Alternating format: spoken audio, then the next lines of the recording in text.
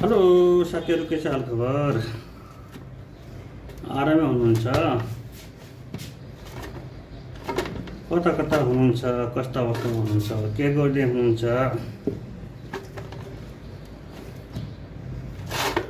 जुनसुकै ठाउँमा भए पनि, जस्तो अवस्थामा भए पनि स्वस्थ अनि मस्त रहनुहोला। देश तथा विदेशमा जता गएर बस्नु भएको भए तापनि हाँसी खुसी रहनुहोला भन्न पनि चाहन्छु।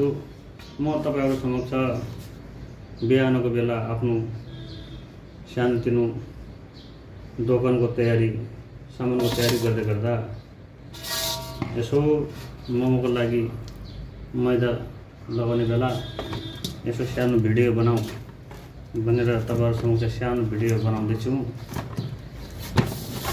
अनि के गर्दै हुनुहुन्छ? कता कता हुनुहुन्छ?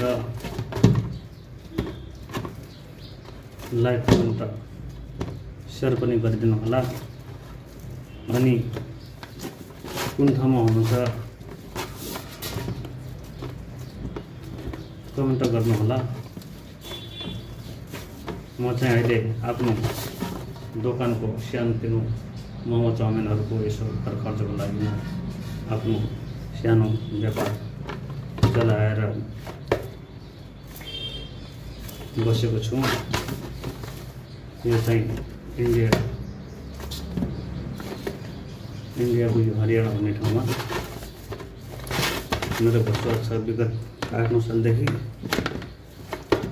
तपाईँहरू कुन ठाउँमा हुनुहुन्छ कमेन्ट गर्नुहोला।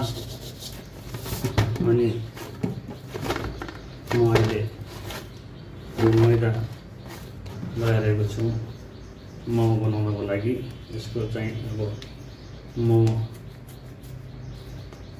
बनाउने तयारी हुँदैछ मेरो, भेज मोमो। अनि तपाईँहरू